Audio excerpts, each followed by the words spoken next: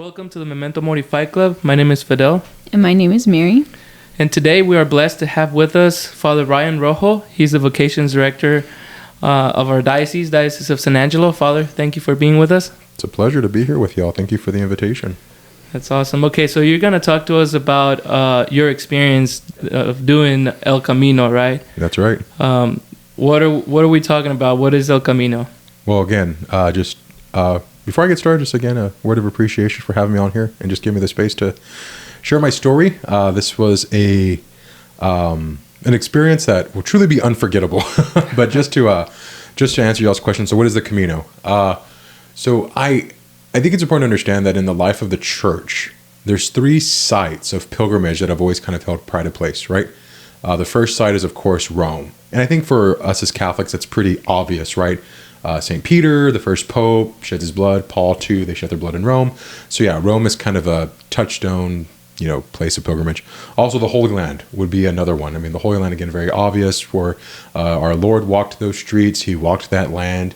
He lived and he breathed there. And so the Holy Land, of course, holds a prided place in our life as Catholics. Absolutely. But the third one, the third one that holds a prided place in the life of the church is Santiago de Compostela, which a lot of people don't even know where this place is. They don't even know that it exists. So Santiago is home to the relics of St. James the Greater. He was one of the apostles of Jesus Christ. We know from the scriptures that he was a brother of St. John the Beloved. Along with Peter, we know that James and John were oftentimes privileged to be at key moments in Christ's life, right? So at the Transfiguration, in the Gospels, we know that Peter, James, and John were there. We also know that in the agony of the garden, Jesus had three of his disciples. Who were those? Peter, John, and James. All right. So in the Acts of the Apostles, we know that James was the first to give his life and witness to Christ. And so we read in the scriptures that he was killed by Herod in the Acts of the Apostles, Acts chapter 12. And so tradition says that St. James's body, after he was martyred, tradition tells us that his body was put on a boat and it was sailed to modern-day Spain, the Iberian Peninsula. Because before he died, he evangelized Spain. And so, Christ gives his disciples a commission, spread the gospel. Tradition says that St. James went all the way to Spain, which at that time was the end of the world, right? Mm-hmm. And so he goes to Spain, he spreads the gospel, he goes back to Jerusalem and he's killed, and then his body gets shipped back to Spain. It lands in the shores of Galicia, which is a region in the north of Spain, and then his body's buried there. And so if you know anything about the history of the peninsula, Spain, Portugal, it gets invaded by the Moors. They come up through northern Africa, and Spain is under occupation, Muslim occupation, for 700 years. Wow. Okay, Golly. And so Christianity kind of gets pushed up north into this kingdom in the north of Spain called Asturias, right? And so Christianity is relegated to this small little kingdom, but from there begin the efforts called the Reconquista, right? So the reconquest of Spain in the name of Christ begins from this kingdom of Asturias. And so by the 12th century, a lot of the peninsula had been reclaimed for Christ. And then in about the 16th century, the last Muslim stronghold in Granada fell, and the entire peninsula was reclaimed for Christ in the 16th century. And That's so, beautiful. yeah, and so when the Reconquista has its beginning, the relics of St. James are rediscovered. And so there was a king by the name of Alfonso. His nickname was Alfonso the Chaste. He was a very devout man, and he lived a life of chastity. The bishop at the time, the bishop of where Santiago de Compostela is, sends words to the king that, hey, we found the relics of St. James. And so he makes a pilgrimage walking from Oviedo, which was the kingdom of his capital, of Asturias, and he goes all the way from Oviedo to Santiago de Compostela to authenticate the relics. And so from that moment on, pilgrims imitating the king start making that same walk, that same pilgrimage. And that's the history in the beginning of the Camino. And how far is it? Well, so that original walk that the king did is about 200 miles, okay? Wow, okay. And so, but if you go to Spain today, there's multiple caminos that you can do. So you can do that original route, which is a route that I did. It's called the Camino Primitivo, the first route, okay? But there's also the more popular route called the Camino Frances. That actually starts just on the other side, on the French side of the Pyrenees. That takes about a month, all right? And then there's also the Camino Portugues, which comes up from Porto, Portugal, goes north. You can do the Camino Inglés. So that actually starts in England, and then you come down, and then you hit Spain from the north, and then you go down to Santiago. And so there's multiple caminos, but that original one was about 200 miles. But like the Frances, for example, that's going to take you about a month. When you're doing the Camino, the objective is to get what's called a Compostela, okay? That's like a certificate that says, hey, you did it. And so to get the Compostela, you have to do the last 100 kilometers, so about 62 miles, on foot or I think it's foot or horseback. Or if you do it by bike, you have to do 200 kilometers or 200 kilometers. So yeah. So to get the Compostela, that's what you have to do. So yeah, that's a little bit about the Camino. So, why did you personally decide to go and make this pilgrimage? So obviously I knew it was a Catholic thing, right? I'm a Catholic priest. I've been a lifelong Catholic. And so growing up, I knew the Camino was a thing. I knew that it was a tradition in the life of the church for people to go and visit the shrine of St. James by foot. I lead pilgrimages. Different people will ask me to lead pilgrimages. I usually have the time as vocation director to lead pilgrimages. So I would go to Spain, and I would go to Portugal, and I would go to France. Went to Lourdes a few times. But when you're driving in the tour bus, you see the pilgrims walking. And so that kind of would ignite a fire within me. I was like, wow, like that's something I would want to do one day. And then I have a couple of friends that have done the Camino. A couple of friends that come to mind is a guy named Willie Ruiz. He's from San Angelo. He has done the Camino 3 times. Wow. And so, yeah, it's something that he very much enjoys. He speaks positively about it. Another guy is a priest in the Archdiocese of Oklahoma City. His name is Father John Paul Lewis. He actually is the seminarian director, so he and I are in the same circles, but we went to seminary together. And he and some priest friends did the Camino a few years back, and it was something that he talked about with great enthusiasm, great love, and again, just lit a fire within me. And another real practical reason why I decided to do the Camino is because I was blessed to lose close to 250 pounds. And that's a whole nother story into itself. I had weight loss surgery, but now I'm just in a physical place where I'm able to do it. And so all these streams kind of came together and is what kind of inspired me to do the Camino. Praise God. Yeah. And so, I reached out to a good priest friend of mine in the diocese, Father Josh Gray. He's the pastor of Holy Spirit Church in Sweetwater. Father Josh is a health enthusiast. Yes. He has the physical capacity to do it. And I reached out to him about a year ago, and I said, Father Josh, let's do this. And he was on board. He's always gung-ho to travel and to do things like this. And so, yeah, we started planning, and when we set out on our pilgrimage on October the 1st. That's awesome. October the 1st, the Feast of the Little Flower. That's right. Awesome. That's right. That's awesome. And we definitely needed her intercession. I'll tell you more about that in a bit. But all right, so you get there October 1st. What was your experience like with the whole thing? How was it like to do the Camino? Right. So we flew into Madrid, and we took a train up to Oviedo. Again, we're doing the Primitivo. So the Primitivo takes about 12 to 14 days. Okay. So we get to Oviedo. I wake up the next morning. I immediately just think to myself, what am I doing? You're about to start walking for, 12 to 18 miles every day. I was doing, back home in San Angelo, I was doing about 10-mile jaunts. And I felt really good about that. I was doing a mile in less than 20 minutes. I was like, yeah, we're making great time.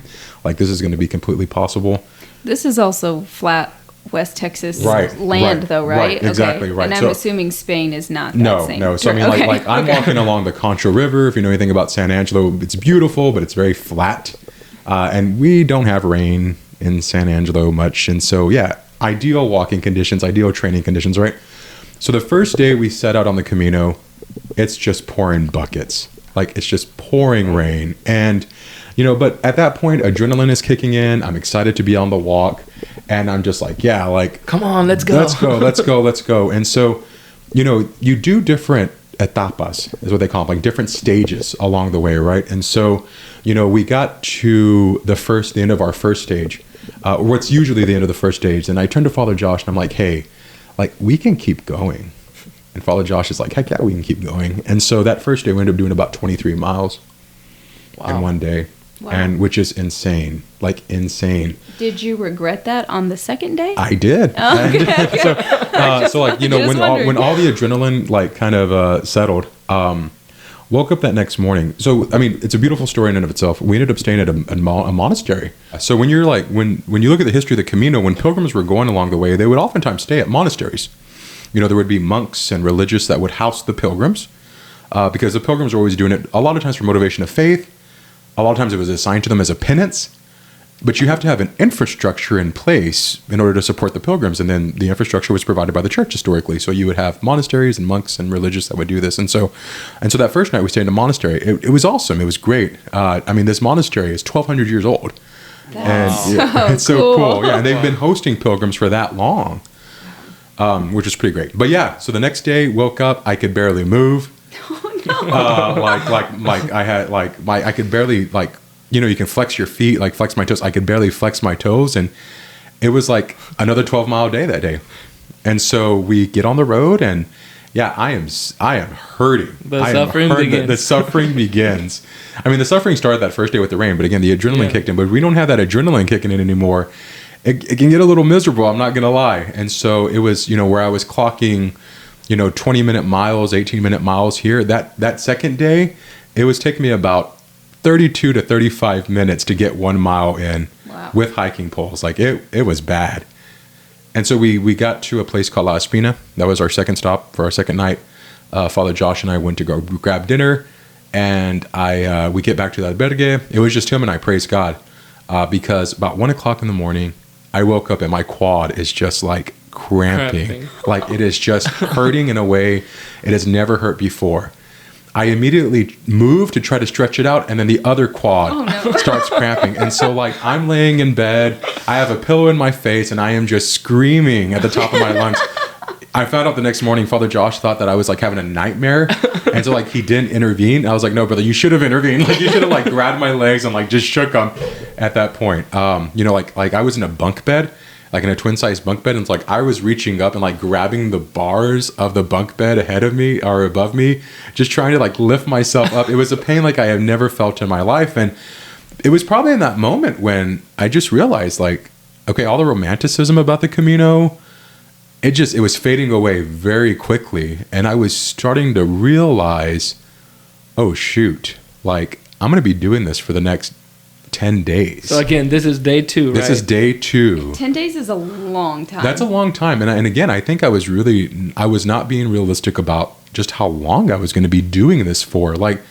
We can endure anything for an hour, maybe in half a day, maybe even a day. But when you have to endure something like that long term, the only way I can describe it is there's a certain amount of grieving that begins to happen. And I found myself those first few days, maybe 4 or 5 days, just grieving immensely. Grieving the pain, obviously. Grieving a lot of the elements and the conditions that I was enduring. Again, the hills. Oh, the hills, y'all. There would be sometimes, it was 45 minutes uphill, I kid you not, which is just hard. That sounds awful. When you're sore. The mud, because it was raining buckets, which mud is a consequence of rain.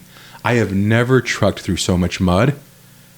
Of course, that translates into wet shoes, wet socks, which translates into blisters, okay? Which translates into sinus infections. Yep. And so, day 3, I caught an upper respiratory infection. Oh, no, you did? Oh, I did. So, I was coughing up my lungs, and thankfully enough, Dr. Feelgood in San Angelo gave me a Z-Pack for the road. Smart, man. And, I had my nebulizer, but I was using that for days 3 through 6 or 7.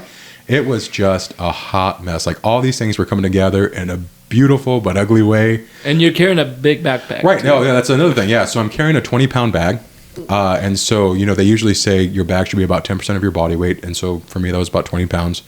And so it was rough. And Did you think about quitting and just saying why did I sign up for 10 days? Multiple times. Let me just take a cab to this point and just go from there. And that's a very real temptation. I can send you all the photo, but there later on in the Camino, there's graffiti along the way, right? People tag the walls, so on and so forth. And it's not always ugly. Sometimes it's really funny. And there was this one image of a snake wrapped around a tree, and it had this quote bubble, and the snake was saying, "Take a taxi." And it was funny, but I was I feel that temptation, at least 20 times a day, just to get a cab. Again, to get the Compostela, you only need to do the last 100 kilometers on foot, right? So there's no harm or foul in taking a cab, but but I think that really sometimes it's necessary, and I can tell you a story about that. But you know, it's kind of a, you know, I'm here to endure this, right? And so I usually actively try to resist that temptation to take the cab. But yeah, there was moments where I thought to myself, I'm just gonna get the train back to Madrid, and I'm gonna go tapa bar hopping and like enjoy like Spanish culture at its best, like how I like to vacation. Like, this is not it. And so yeah, I mean, it was a fair amount of suffering. And you know, I was talking to one of our seminarians about this earlier. Like, I've just been blessed in my life that I haven't had to endure a lot of physical suffering. Like, my dad passed away a few years ago. Obviously, that was a lot of emotional trauma, a lot of emotional suffering, spiritual suffering. There's been moments in my spiritual life that, you know, I've had to kind of walk through some dark nights. But the physical side of things, like, you know, I've had surgery, but again, like, you just kind of have to, you know, bend it and grare it for a few days, and you eventually start feeling better. But yeah, on the Camino, it was like, okay, there's no relief for the next 2 weeks. Like, I don't know what I'm going to do. So yeah, I mean, it was just very real. There was one day, so on the Primitivo, you can take an optional route called the Hospitales. And it actually takes you by these old hostels, these old albergues from like the 8th century, 7th century. Wow, like, it's really awesome. Cool. Like, it's really cool. And like, so like, we're on top, but you have to climb. And like, we were just climbing and climbing. We spent the first half of the morning just climbing up these mountains. Impressive views, beautiful views. We get our pictures and we say some prayers, and, you know, we're praying along the way.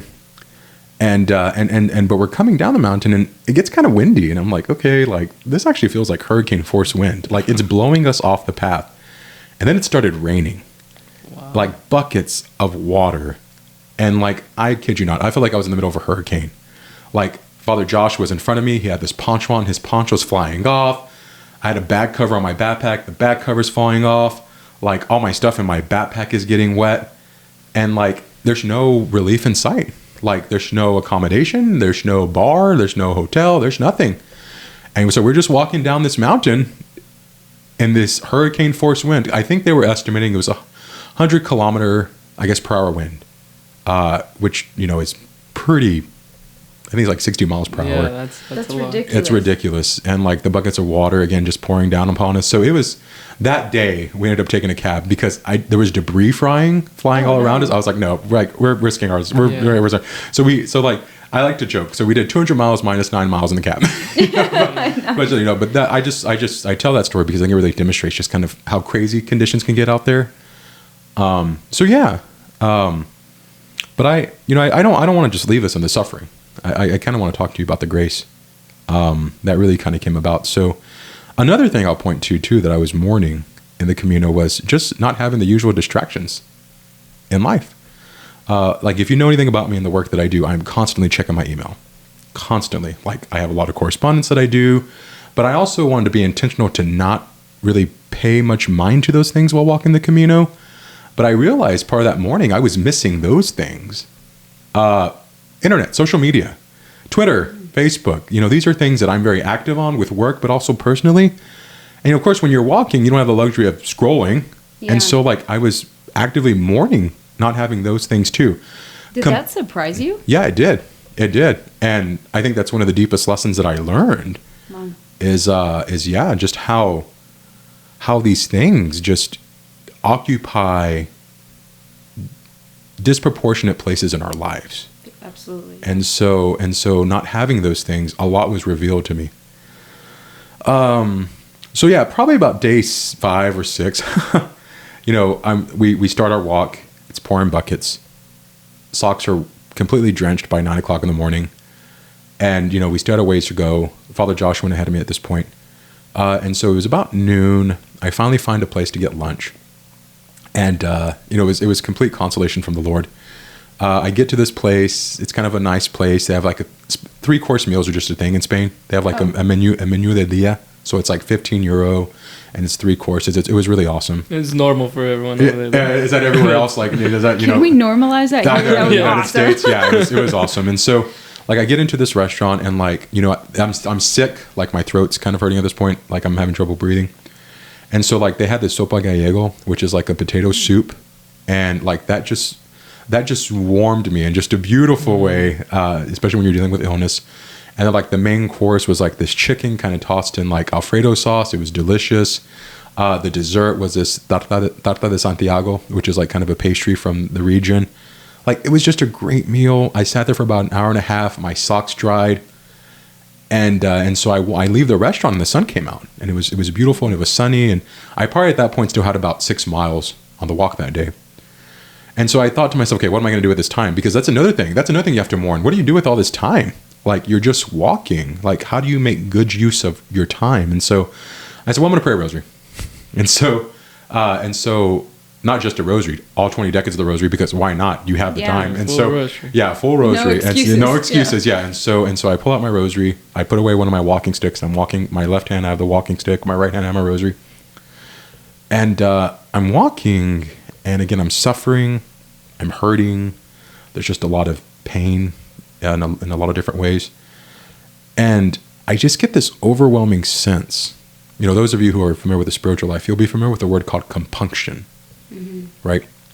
Which is just it's a grace from God, but it's a moment when you just have this deep awareness of your sinfulness, right?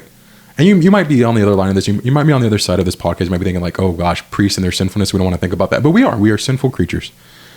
We all are. All of us fall short of the glory of God, but that's not a spiritual sense that I've ever felt in my life.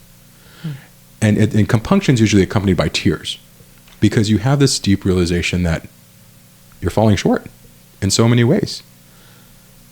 And that hit me as I was walking. And I just think it was a lot of beautiful things coming together. It was the Lord stripping me of all the earthly comfort that I'm used to, right? But it was only him stripping me of all that earthly comfort. That was the catalyst for compunction. That was the catalyst for me to really feel this grace from God. Because it wasn't just a sense of my sinfulness. It was also accompanied by an even greater sense of divine mercy. And it's something that I really can't put into words. If you felt it, you know what I'm talking about. And so I'm walking the Camino, and I am just a blubbering mess. Like, I am just crying and crying and crying. I'm pretty sure like people walking by were just like, what is wrong with this guy? Like, it's like, well, you know, I can't describe it. It was just a beautiful encounter with God and his grace. And that was a turning point in the Camino for me.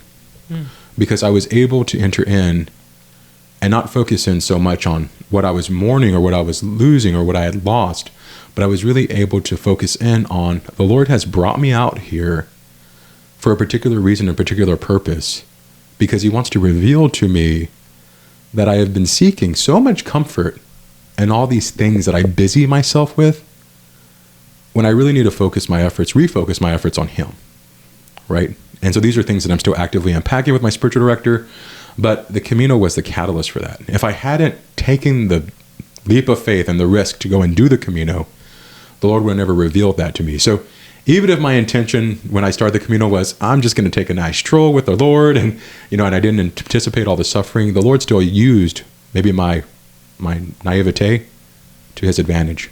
And so that was one of the graces. Wouldn't you say, and I know everybody has different intentions or ideas on why they would want to go and do the Camino, but wouldn't you say the primary, I guess, intention for pilgrims is to meet the Lord along the road?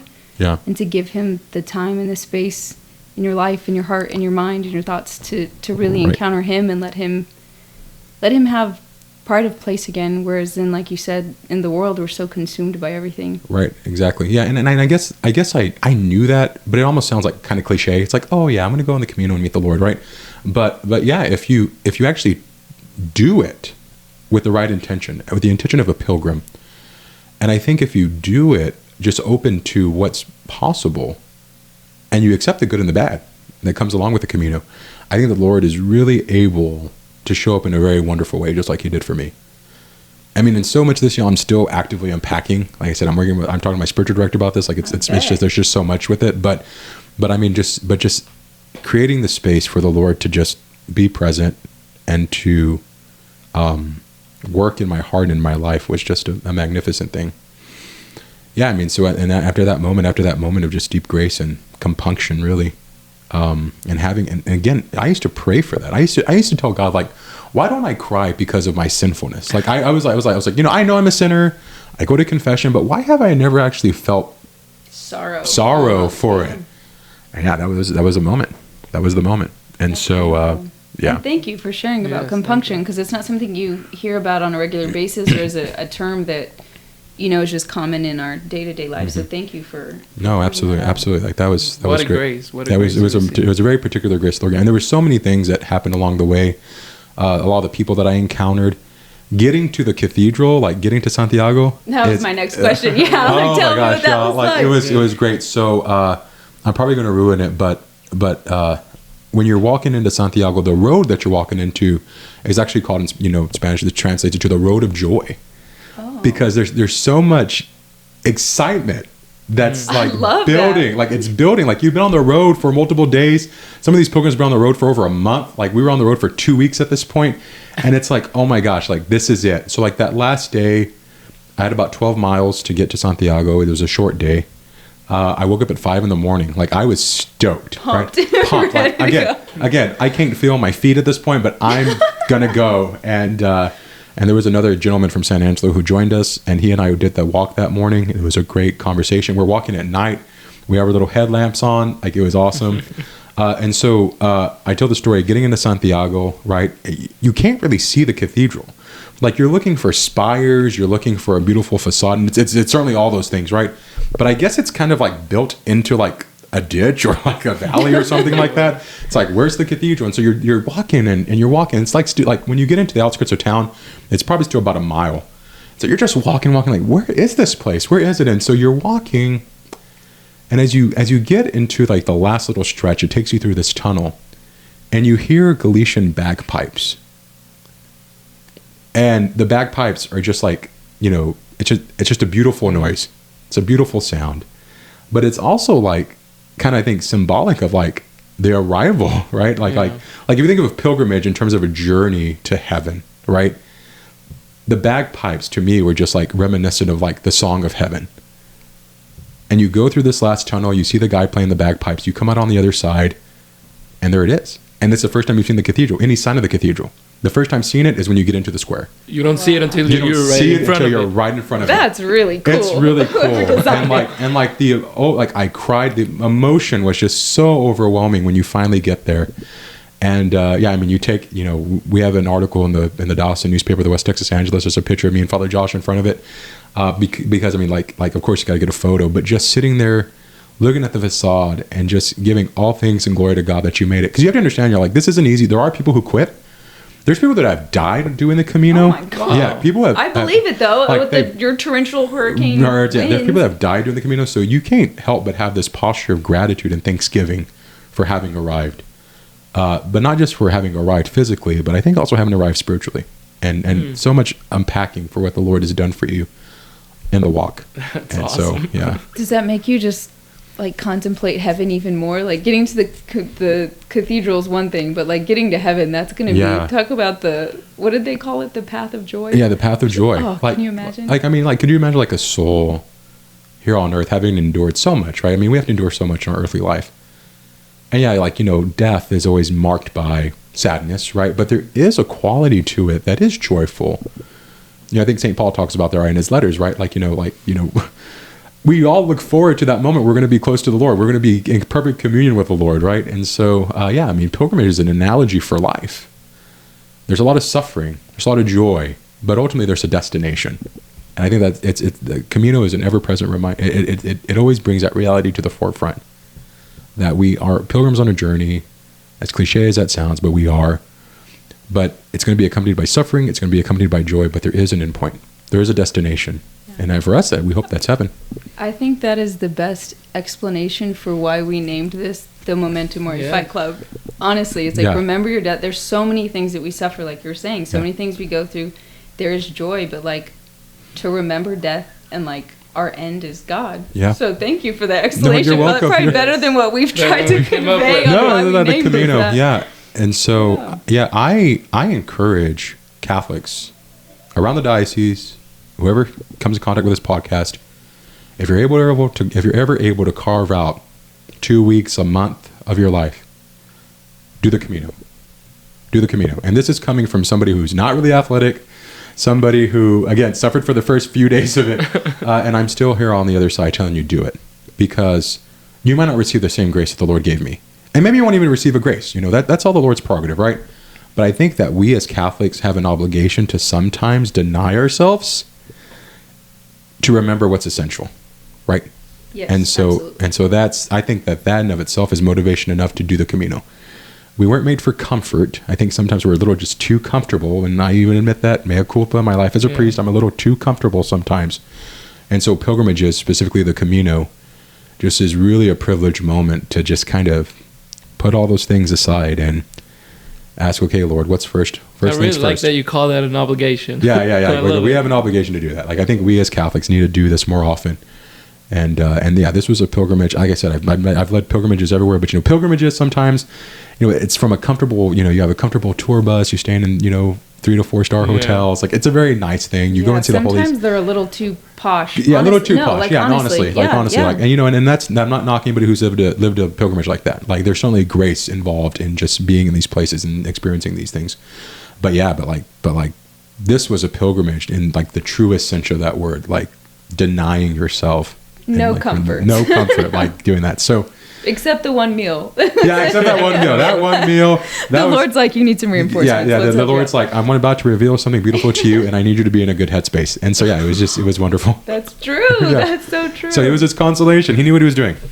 And the sun coming out after. Yeah, the sun coming out. It was. Yeah. All I needed was like birds chirping, you know, on my shoulder. A rainbow. Like, rainbows and all that. Yeah, but it was great. That's crazy. What about other people who you encounter over there? While you were doing the Camino. Yeah, I mean, so you meet people from all over the world, right? There was people there from Korea, Australia. We had guys from Italy, Israel, Canada, Poland, South Africa, England, Russia. Wow, literally. Like all over the place. All over the place, right? Yeah, and so, I'll speak first about those that we met along the way who were people of faith. I wasn't here for this encounter, but it's kind of important for the story. So I had kind of wandered off to take care of some stuff, and Father Josh was waiting for me, and he's standing there, and this young lady comes, you know, walking by. And, you know, one of the things that you say on the way is Buen Camino. Like, that's something that pilgrims tell each other. Buen Camino, have a good walk. And so she tells Father Josh, Buen Camino, and he's like, Buen Camino. And then she notices that Father Josh is wearing a miraculous medal. And she was like, oh, are you Catholic? And, you know, that might admit something. Not everyone who does a Camino is Catholic, but I'll speak to that here in a bit. Wow. And so, and Father Josh is like, well, yeah, I'm actually a Catholic priest. And she was like, no way. So she was from Australia, and she was like, I've been trying to find a priest so I could go to Mass today. Are you saying Mass today? Well, Father Josh and I, as much as possible, tried to say Mass along the way. But I bet to that point, we said Mass by ourselves. And so that particular day, she joined us for Mass that evening, which was really awesome. So, like, we said Mass in, like, the living room in an albergue. Of course, we set it up as nice as we could. But that was awesome, like, to encounter somebody along the way who was motivated by faith, who wanted to go to Mass. About that same time, we met up with this guy from Italy, and he it was just a funny encounter. So we're walking again. It started with Father Josh, and he says, you know, okay, where are you from? Small talk, and Father Josh tells him, well, I'm a Catholic priest, and the guy's like, oh, so, like, are you in broken English? He was like, so, like, for the one true church. Come on. Yes. Father Josh is like, well, yeah, for the one true church, we're Catholic. And he was like, well, yeah, you know, I've been trying to find Mass. And so he joined us for Mass that evening too. And so it was just really awesome, like, bringing my priesthood to the Camino. And like towards the end of the Camino, I was walking with some ladies because, you know, I'm not in blacks, right? It would be kind of impractical to wear blacks. But, you know, I was very more than forward with the fact that I was a priest. So I met these two ladies from, I think they were from Colombia, and of course we're talking in Spanish, and, you know, they asked me what I do for them, and I'm like, well, I'm a Catholic priest, and, like, she was like, I need confession, and so, like, we go off to the side trail, and I hear her confession, and so it was really awesome. I mean, the Lord kind of allowed those opportunities. So yeah, people along the way, there was a lot of people motivated by faith.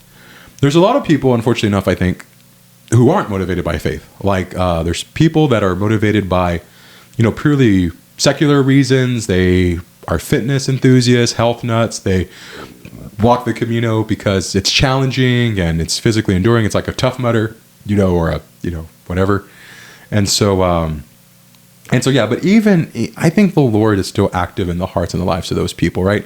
there is no way that you can deny yourself in this radical way, make this pilgrimage, arrive at a beautiful place like Santiago and not have some sense of the supernatural. Like, I refuse to believe that. I don't think anybody who does this walks away from it and just thinks, well, that was for naught. So even if they're not Catholic, even if they're not Catholic, even if they're not believers, like there was atheists on the Camino, but I just refuse to believe. Isn't that interesting? It's so though? interesting, yeah. But you know, and that's why I think we as Catholics need to flood this place, right? Like, Absolutely. what a privileged place to encounter people and to spread the gospel. You know, I mean, they're already doing a very Catholic thing. They might not know it, but they're doing a very Catholic thing. So if a Catholic on the Camino can just raise someone's awareness even a little bit about the spiritual quality of this or the spiritual reason for this, that could be quite powerful. Don't you think it speaks to something of, like, you know, we have confession, we have penance, so whenever you go to confession, but that, like, it's almost something ingrained as us as human beings that there's a desire for something that is hard, that is challenging, that will kind of take you to the end of yourself. And, like, when you get to the end of yourself and you realize you don't have anything else to give, that's almost where you find yourself, you find the Lord, you find, like, truth. Yeah. And who is truth? Jesus Christ. You know? And so it's like, if they're there doing this, you know, they're going through the exact same things you are, atheist or, you know, Catholic or whatever. And it's like, I almost feel like penance is something that we're made for. Yeah. And so maybe they don't realize, like, oh, I'm just going to do this because of whatever, but that part of the longing of the human heart is to deny yourself, not to like to give in to every whim. Yeah, just I guess, to, like, you know, to like anything you can possibly say yes to that you want to say yes to constantly do that. Consume, like just consumeristic. Yeah. But it's just like empty. Yeah. And so that's really beautiful. I mean, whether it's acknowledged or not, I just think that's interesting. Has the Lord written into our hearts a desire to deny ourselves? You know, the Lord speaks about that reality in the Gospels, but is the Lord really just kind of tapping into something that's written into our very being? And I think maybe because of sin and concupiscence and all those things being what they are, I think maybe, you know, our desire to just consume and just to be engrossed in all these things, that's a perversion of what the Lord created us to be, right?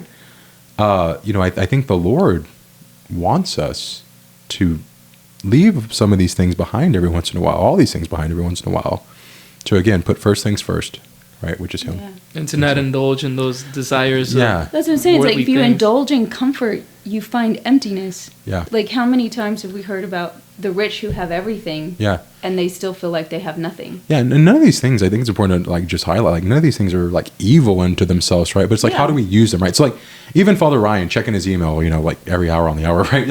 Like, you know, like, the work that I do is good, right? But at the end of the day, like, it takes me away from time I could be spending with the Lord. And one of the things I've been asking myself is, like, Father, like, Ryan, do you have to check your email every hour on the hour? Yeah. Like, you know, like, they'll be there. Come spend more time with me. And like that's the Lord's invitation, I feel, to me. So yeah, I mean, I think and that's the thing, you know, sometimes we receive all these gifts from the Lord, and we're like, oh, this is great, and like you notice the beauty of those gifts, but you focus too much on that, and you forget who give you that. Mm-hmm. So you forget that you need to go back and just be with Him. Yes. You know, walking the Camino too, I just had a deep, like, one of the other graces that I received is like there were like, for example, like, it was about the 7th or 8th day. It was so cold. Like, it was just so cold.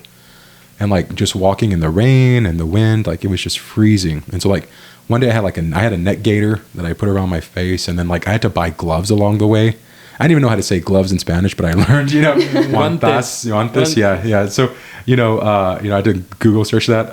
But you know, but it was so cold one day. But then the Lord just, like, put in my heart, like Father Ryan, like, there's guys who work in this every day. Yeah. Like, there's guys who, rain, cold, sunshine, snow, whatever it is, like, they are out there doing this every day. And oftentimes they're doing it motivated by love of their families, you know, love of their friends, whatever it might be, whatever their motivation might be. But it's motivated by love, right? No one's going to willingly put themselves in cold just for the heck of it, right? And like, I just remember just thinking to myself, like, wow, like, okay, like, you work a nice office job, you know, like in AC and controlled temperatures, and, you know, but I think that the Lord really gave me the capacity in that moment to just really sympathize. I thought about like my dad, for example. Like my dad was an electrician, passed away a few years ago. He was an electrician. He often, was electrical foreman, but he was oftentimes working outside in these kind of conditions, right? Out of love for me, out of love for my brother, my mom, so on and so forth. So like just, and then also another thing the Lord put in my heart is like, I'm walking for those who can't walk. Like the Lord really kind of put in my heart, like there's people like, again, one of the hardest parts of the Camino was just what do you do with your time? And sometimes you're walking alone for like 4 or 5, 6 hours. There's no one to talk to, and so you're thinking to yourself, like, I just feel like there's moments you're just like, I feel so lonely. But then I thought about all the lonely people in the diocese. Like there are so many lonely people in West Texas. And like, I could think of like 10, 15, 20 people in my circle who are homebound or for some reason, for whatever reason, just don't have a lot of people in their life. And they just live this loneliness every day. I always had the consolation knowing that at the end of the day, even though Father Josh might have gone ahead, I was going to see Father Josh, right? Yeah. Or I was going to see someone along the way. But there's people who don't have any relief to that loneliness. And so like just a capacity to just empathize with people in the human condition, the Camino really opened my eyes to in a beautiful way. So, I mean, that's another reason to do it, I think. Yeah, that's awesome. What would you say it just taught you, like coming home, so on the other end of it, what would you say the Camino taught you about just bearing the little 1,000 inconveniences that we have every day? Yeah. I always say that the point of the Christian life is to be inconvenienced every once in a while. I would say that in homilies, but boy, I felt that over. And yeah, I mean, because I think we use, sometimes we use language like offer it up, so on and so forth. And I really think that a contemporary way to say that is just be inconvenienced every once in a while, right? And so, yeah, I mean, those little inconveniences that the Lord has put in my way since coming back from the Camino, I've come to just kind of see as a gift. Yeah. And I hope that endures, right, in the long term. Like, obviously, I'm just fresh off the road, so I kind of have that perspective now. But yeah, like, like getting stuck in traffic or we just, here in the vocation office, we just did a vocation rally for middle school students. And it was a wonderful thing, but there was just a handful of things that just went wrong, were stressful, so on and so forth. And I just remember thinking like, okay, Lord, like, I'm going to endure this out of love for you. Like, yeah. I can endure this. Like, I'm not going to lose my mind. And to keep your peace. Right. And keep your, they're like this isn't something that's just going to undo my world. And then like, sometimes the small inconveniences can, if we're not mindful. And so, yeah, the Lord, I think has invited me just to accept these small inconveniences well and with grace. And just to realize, yeah, he's involved in that. He's on the other side of that. Like, the Lord's not going to leave me drowning, right? Yeah. Everything always resolves according to his intention and his purpose, right? It might not be my intention, my own purpose, but the Lord's on the other side, and it's going to resolve according to his plan. So just having that consolation kind of affirmed on the Camino. Thank you so much, Father. It just sounds like an incredible experience. Yes. Okay, Father, so any last words for people who might be, thinking about this, or for our listeners? Yeah, I'll say a couple things. Yeah, obviously, again, I want to just emphasize, if you get the opportunity to do the Camino, or if you're looking for something to do, motivated by faith and wanting to endure some penance, the Camino is definitely something that I would recommend, 100%, right? But I would also say, don't minimize those small opportunities to cooperate with God's grace, to be inconvenienced, right? We talked about that a little bit. Yeah. And so, seek those things out sometimes, but if they do come your way, accept them lovingly from God, knowing that this might be the Lord inviting you to endure, yes, this thing that might be annoying, but that the Lord might be inviting you to something deeper in that. And, and so I don't think you have to go to northern Spain to be taught these lessons. I mean, maybe the Lord needed me to go to northern Spain, but I think that the Lord is constantly inviting us to kind of mine for these lessons in our everyday experience. And so, yeah, I mean, so let's not minimize those opportunities. Sorry, I have one more question just because what you said. So obviously we're Catholic, so during the liturgical year we have Lent, we have Advent, times of prayer, times of penance. But can you just speak to why prayer, penance, fasting shouldn't just be relegated to those 2 seasons? Like, how has this experience just brought to the forefront how important penance, mortification, fasting is on a very consistent, I would even say weekly, daily basis? Yeah. No, I can definitely speak to that a little bit. Yeah, I mean, Advent, Lent, those are obviously privileged opportunities to embrace and, live lives of penance, abstinence, so on and so forth. But I think those are just kind of maybe moments, concentrated moments, if you will, where we can really kind of mine and appreciate those aspects of the spiritual life. But this is something that we should be doing all the time, right? And again, I would say, look, if suffering comes your way, if hardship comes your way, if something you have to endure comes your way, if suffering, whatever it might be, whatever form it might take, if it comes your way, accept it lovingly from the Lord, right? I think Lent and Advent kind of prep us for those moments, right? Sometimes we joke in priestly circles, like we're just waiting for the shoe to drop, right? Like it's going too good, like something inevitably is going to go wrong very soon. But you know what? If we accept these inconveniences well, when the shoe does drop, we're going to be better set, right? Because we're going to be spiritually equipped, I think, to navigate these things with God's grace, right? Because we're going to be looking for the Lord's thread in all of this, right? That's something that I've been reflecting on too a little bit, just a little bit of my own inner heart. Like, I know, like, okay, I'm 36 years old, like I'm pretty healthy, especially with, the surgery and whatnot, but I know suffering's coming my way. It might take the form of hip replacements, knee replacements. I might have a heart attack. I might have cancer, right? And those are not things that you can just kind of waltz away from. Like, sometimes these chronic conditions are going to endure maybe for the rest of your life, right? But the Camino also gave me the perspective of when that moment comes, whatever form it takes, I have a responsibility to endure that and to endure it well, right? I've always admired people who suffered well because I never actually saw myself suffering well.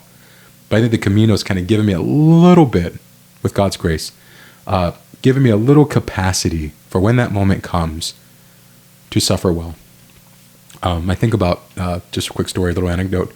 Cardinal George was the Archbishop of Chicago when I was in seminary. I went to school at Mundelein Seminary in Chicago.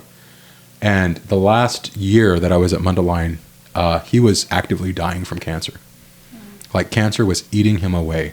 But he was still serving as the Archbishop.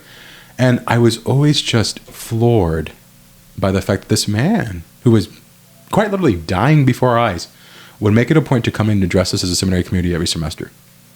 Wow. And like, you could just, and he never complained. He never griped. That was another thing that the Lord taught me. Like, those first 5 days, I was complaining. I was griping. Poor Father Josh, he's probably like, I need to leave this guy behind. But just realizing that, we have to accept these things well. Right? That's another quality of something, like accepting these things well. And, not throwing on sackcloth and ashes and letting everybody know that I'm in pain. Like, just suffering these things quietly. Because, and knowing that it's an instrument that the Lord is using to teach you something. Right? So I think maybe Advent and Lent are privileged moments to kind of deny ourselves, but I think that those moments are also just setting us up for those moments when maybe suffering's going to come our way and we can't control it. But we have the grace and we have the strength because of these things that we've entered into and that we willingly shouldered to get through those moments well.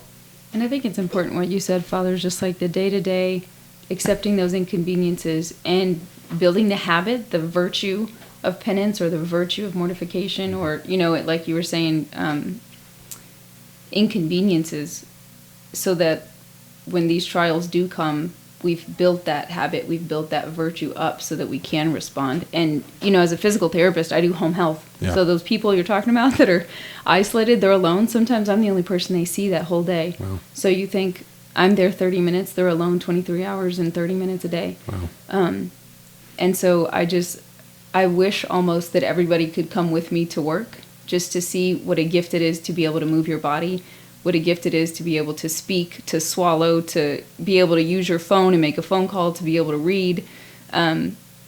Because really it's such an interesting perspective. And I talked about this on one of the prior episodes, just how much my patients teach me about virtue and about suffering well and entering into it and accepting it. And of course they all have to go through their own processes and things, but thank you, Father, for just sharing that, because it's so important. Yeah, thank you, Father. No, absolutely. I think that piece about not complaining is really good.